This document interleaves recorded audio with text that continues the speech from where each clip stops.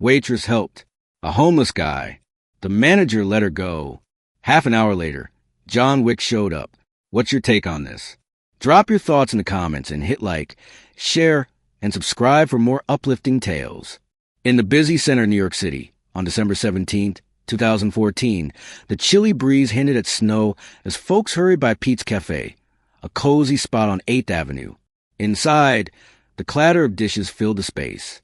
Amid the hustle, Sarah Johnson, a 27-year-old server with light brown hair and a grin that could light up any room, handled trays and poured coffee with ease. Sarah wasn't just a server. She was a hopeful artist. Each shift brought her closer to her art school fund. That night, as the city prepared for a storm, a thin man in worn clothes shuffled into the cafe. His tired eyes glanced around nervously. Patrons looked away, but Sarah saw him. Her heart ached. "Sir," she said gently, "are you hungry?" The man paused, then nodded. His voice was faint. I haven't eaten in days." Without asking, Sarah guided him to a table near the heater. She placed a hot plate of chicken, mashed potatoes, and veggies in front of him. "Eat, please," she urged. The man's hand shook as he grabbed a fork. Tears filled his eyes, and he muttered, "Thank you." But as Sarah returned to the counter, her boss, Mr. Thompson, a lean man with sharp features, stormed out of the kitchen. His voice boomed, silencing the cafe. "Sarah, what are you doing?" She stood firm, though her heart raced. "He's hungry, Mr. Thompson. He needed a meal." "You think this is a soup kitchen?" he snapped. "That meal's coming out of your pay. In fact," he smirked, "you're fired. Get your stuff." Silence fell. Sarah's face burned as she removed her apron. The homeless man stood, looking guilty. "Miss, I didn't mean to cause trouble. I'll leave." "No," Sarah said firmly. "Finish your meal." She grabbed her coat, head high, and stepped into the cold night. The wind stung her face, and tears threatened to fall, but she held them back. She sat on a bench, clutching her bag, wondering how she explained this to her roommate or pay rent. 30 minutes passed. Snowflakes began to fall. Sarah was deep in thought when a black SUV pulled up in front of the cafe. The door opened, and out stepped none other than John Wick. He was dressed simply in a black coat and jeans, his warm smile lighting up his face. He walked into the cafe, scanning the room as if looking for someone. What happened next would change Sarah's life forever. John Wick stepped into the cafe, his presence commanding attention, yet exuding humility. The room fell silent, every eye on him. He paused, his gaze sweeping the space until it landed on a thin man, still sitting at the corner table, nervously picking at his meal. "Excuse me." John's deep, steady voice carried across the cafe as he approached the man. "Mind if I sit here?" The man blinked, his weathered face a mix of shock and confusion. Sure, I guess," he stammered, clutching his worn coat closer. John slid into the booth across from him and gestured to the empty plate. "That meal, was it good?" Tears filled the man's eyes as he nodded. "It was the first warm food I've had in days," he whispered. "A kind server gave it to me, but she got fired because of me." John's brows furrowed. "She was fired?" His tone carried disbelief, but beneath it, a spark of anger. "Where is she now?" The man hesitated, his hands trembling as he recounted what little he knew. "She left. I didn't even catch her name. She seemed kind, young. I didn't mean for her to lose her job." John stood abruptly, his jaw tightening. "Stay here," he said. Then he turned to Mr. Thompson, who was watching the scene unfold from behind the counter, his face pale and nervous. "You the manager?" John asked, his voice sharp but calm. Mr. Thompson stammered. "Why, yes, I am. Is there a problem, Mr. Wick?" John's dark eyes narrowed. "I heard you fired a server tonight for showing compassion. That true?" "Well, she broke the rules. Gave away food for free," Mr. Thompson mumbled, his voice faltering. John leaned in, his voice dropping but no less powerful. "You run a business, I get it. But firing someone for helping another human being? That's not just heartless. It's bad business." Mr. Thompson opened his mouth to reply, but John raised a hand, silencing him. "You'll want to rethink that decision. Trust me." The air in the cafe was heavy with tension as John walked out, leaving Mr. Thompson visibly shaken. Outside, the snow had begun to fall more heavily, blanketing the city in white. John scanned the street until he spotted her. Sarah, sitting on the bench, her head bowed, her breath visible in the cold air. She clutched her coat tightly, her eyes distant and glistening with unshed tears. John approached cautiously, not wanting to startle her. "Excuse me," he said gently. Sarah looked up, her red-rimmed eyes widening in disbelief. "You're John Wick?" He smiled softly, kneeling in front of her to meet her gaze. "And you must be the kind server everyone's talking about." Her lips parted in shock. "How do you?" "I was inside," he explained. "Heard what happened. You didn't deserve that." Sarah shook her head, her voice cracking. "I just wanted to help. I didn't know it would cost me my job." John's eyes softened, his heart aching for the young woman before him. "Sometimes doing the right thing costs more than it should," he said quietly. "But it doesn't mean you were wrong." Tears spilled over her cheeks, and she quickly wiped them away. "I don't even know why you're talking to me," she whispered. "I'm nobody." John reached out, gently placing a hand over hers. "You're not nobody. You're someone who chose kindness when it wasn't easy. That makes you extraordinary." Sarah stared at him, her heart pounding, unsure if this was real or some strange dream. John stood, pulling out his phone. "Do you have a place to stay tonight?" She nodded slowly. I have a roommate, but I don't know how I'll pay rent now." He smiled faintly, dialing a number. "Let's take it one step at a time. First, let me make a call." As he stepped aside, speaking softly into the phone, Sarah watched him, her mind racing.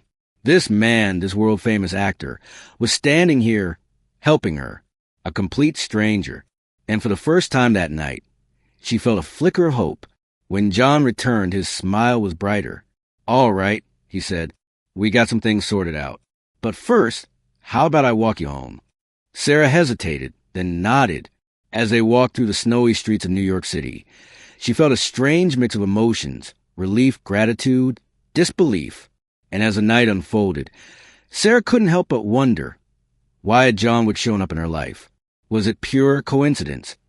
Or was there something more at play? As they walked through the softly falling snow, the silence between them was both comforting and heavy. Sarah clutched her coat tighter, her breath visible in the cold night air, her mind a whirlwind of confusion and disbelief. John Wick, a man she had only ever seen on the big screen, was walking beside her, as though it were the most natural thing in the world. "You know," he began, breaking the silence. "Kindness like yours, it's rare. Most people would have looked away." Sarah glanced at him, her voice still shaky. "I didn't do anything special." He was hungry. Anyone would have done the same. John shook his head, his expression thoughtful. "You'd be surprised how often people ignore what's right in front of them. The world could use more people like you." His words warmed her, but guilt gnawed at her heart. "It's not enough," she said quietly. "He's still out there, and now I've lost my job. I couldn't even help properly." John stopped walking, turning to face her. His gaze was steady, intense. "Don't ever think that what you did wasn't enough. You gave that man hope. Sometimes, that's all someone needs to keep going." Sarah felt a lump rise in her throat, her emotions overwhelming her. She hadn't cried in front of anyone since she was a child. But here she was, standing on a snowy New York sidewalk, tears streaming down her face as a stranger, a Hollywood star no less, offered her comfort. John reached into his coat pocket, pulling out a tissue and handing it to her. "Here," he said softly. "You're allowed to feel. It's okay."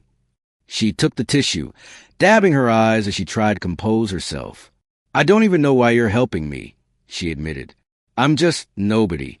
His brow furrowed, a shadow of sadness crossing his face. "I used to think the same thing about myself," he said, his voice low. "There were times in my life when I felt invisible, like I didn't matter. But people, strangers, show me kindness when I needed it most. That's what keeps me going. So if I can do that for someone else, even in a small way, I will." Sarah looked at him, her heart breaking a little at his honesty. "You felt that way? But you're John Wick. He smiled faintly, a hint of vulnerability in his eyes. Fame doesn't shield you from loss or loneliness. It doesn't make you immune to pain. I've lost people I love deeply. My best friend, my partner, my child. And in those moments, I would have given anything for someone to remind me that I wasn't alone. Her breath hitched at his words, the raw emotion in them cutting through her. I'm so sorry, she whispered. He nodded, his gaze distant for a moment, before refocusing on her. Life can be unbearably hard sometimes, Sarah. But the kindness we show each other, that's what makes it bearable. That's what matters. They continued walking, the quiet between them now filled with unspoken understanding. As they neared her apartment, Sarah felt a pang of regret that the night was coming to an end. Here, she said, stopping in front of a modest brick building. This is me. John looked up at the building, then back at her. It's been a long night, he said, his voice gentle. But it's far from over. Sarah frowned, confused. What do you mean? He pulled a card from his pocket, handing it to her. Tomorrow I want you to meet someone, a friend of mine who runs a nonprofit. They help people like the man you fed tonight. People who need a second chance. And they're always looking for compassionate people like you to help. She stared at the card, her fingers trembling as she held it. Why are you doing this? John smiled, a glimmer of hope in his eyes. Because someone once did it for me, and because you deserve it. Sarah didn't know what to say. She wanted to thank him, to hug him, to cry all over again. But words felt inadequate. Instead, she whispered, You're amazing. He chuckled softly. Not amazing, just human, like you. And with that, he turned, the snow swirling around him as he walked away, leaving her standing there with the faintest smile on her lips and a flicker of something she hadn't felt in a long time. Belief. But as she climbed the steps to her apartment, clutching the card tightly, she couldn't shake the feeling that this was just the beginning of something far greater than she could imagine. Sarah couldn't sleep that night. The small apartment she shared with her best friend Laura was quiet except for the occasional creak of the radiator. She sat by the window, the glow of the city casting faint shadows on her face. In her hand, she held the card John had given her, staring at the name and number printed neatly on its surface. Hope Horizons, she whispered, running her thumb over the embossed letters. A nonprofit, an opportunity. But could she really trust it? Could she trust him? Her thoughts were interrupted when Laura emerged from her room, her auburn hair messy from sleep. Why are you still up? Laura asked, rubbing her eyes. Sarah hesitated, unsure where to begin. You're not going to believe what happened tonight. Laura plopped down on the couch, pulling a blanket over her shoulders. Try me. Sarah recounted everything. The homeless man, her confrontation with Mr. Thompson, her unexpected firing, and then the part that seemed too surreal to be true. John Wick, walking into her life. By the time she finished, Laura's jaw was practically on the floor. Wait, you're telling me that John Wick showed up at Pete's Café? Talked to you? Walked you home? Gave you a card? Sarah nodded, biting her lip. I know how it sounds, but it happened. All of it. Laura stared at her for a long moment, then burst into laughter. Only you, Sarah. Only you to get fired and somehow have a Hollywood star show up to save the day. It's not funny, Sarah said, though a small smile tugged at her lips. I still don't know what to do. Laura's expression softened. You call the number. You see where it leads. What's the worst that could happen? The next morning, Sarah sat at her tiny kitchen table, the card in front of her, her phone clutched tightly in her hand. Her stomach churned with nerves as she dialed the number. Hope Horizons. A warm voice answered on the other end. This is Anna speaking. How can I help you? Sarah cleared her throat. Hi, my name is Sarah Johnson. I was referred to you by John Wick. There was a pause and Sarah's heart raced. What if this was all some elaborate joke? But then Anna's voice returned, cheerful and sincere. Ah, yes, John mentioned you. We'd love to meet you. Can you come by today? Sarah agreed, and a few hours later, she found herself standing outside a modest building in Brooklyn. The sign above the door read, Hope Horizons, building second chances. Taking a deep breath, she stepped inside. Anna, a middle-aged woman with kind eyes and a warm smile, greeted her. "You must be Sarah. John told us what happened last night. He spoke very highly of you." Sarah flushed, still struggling to comprehend that someone like him had even noticed her. "I'm not sure what I'm doing here," she admitted. Anna led her to a small office and gestured for her to sit. "John believes in second chances, and so do we. He thought you might want to help others while figuring out your next step. We run programs for the homeless, job training, and outreach. With your compassion, you'd be a perfect fit." Sarah felt a flicker of hope, but doubt quickly crept in. "I'm not qualified for this," she said softly. "I'm just a server." Anna smiled gently. "From what I hear, you're much more than that. You stood up for someone who couldn't stand up for themselves. That's rare." For the first time in days, Sarah felt like maybe, just maybe, she wasn't as lost as she thought. Weeks turned into months, and Sarah threw herself into her work at Hope Horizons. She coordinated meal programs, connected with local shelters, and even started an art therapy workshop, using her passion for painting to help others express themselves. But no matter how busy she was, John lingered in her thoughts. He hadn't contacted her since that night, and part of her wondered if she'd imagined the quiet connection they'd shared. One rainy evening, as she cleaned up after a workshop, the door to the center opened. She turned, expecting one of the volunteers, but her breath caught. There he was, John Wick, standing in the doorway, rain dripping from his coat, his dark eyes warm and familiar. "I heard you've been doing amazing things," he said, a small smile tugging at his lips. Sarah's heart raced, and for a moment, she couldn't find her voice. "How did you? Why are you here?" He stepped closer, his gaze steady. "I wanted to see for myself, and I wanted to thank you." She blinked, confused. "Thank me? For what?" "For reminding me why kindness matters," he said simply. "For proving that even in a world as harsh as this, there are people who care. You've done more than you realize, Sarah." Her eyes filled with tears, and for the first time she didn't try to hide them. "I should be thanking you," she whispered. John shook his head, his expression earnest. "You've given hope to so many people here, including me." Sarah stood frozen, John's words echoing in her mind. The rain outside seemed to soften, as if the world itself had paused to listen. She tried to speak, but her voice caught in her throat. "You gave me a reason to believe in myself again," she finally managed, her voice trembling. "When I thought I had nothing left, you showed me that kindness still mattered." John smiled gently, his gaze unwavering. "You've done more than that, Sarah. Look around. This place. These people. You've turned your pain into purpose. That's rare and it's beautiful." Tears spilled freely down her cheeks as she whispered, "I never thought someone like you would care about someone like me." He stepped closer, his voice soft but firm. "You're wrong. You're extraordinary. Sarah, you just needed someone to remind you." For a moment, silence enveloped them, the room filled only with a faint hum of rain and the distant chatter of volunteers. John reached into his coat pocket and pulled out a small, neatly wrapped package. "What's this?" she asked, her hands trembling as she took it. "Open it," he encouraged.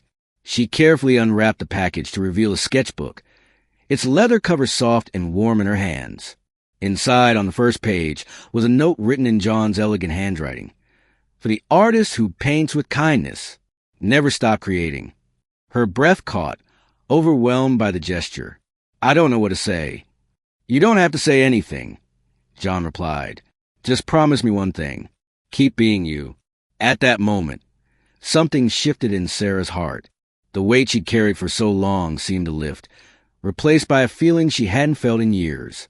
As John turned to leave, she called after him, "Will I see you again?" He paused at the door, glancing back with a smile that was equal parts mystery and warmth. "I have a feeling our paths will cross again."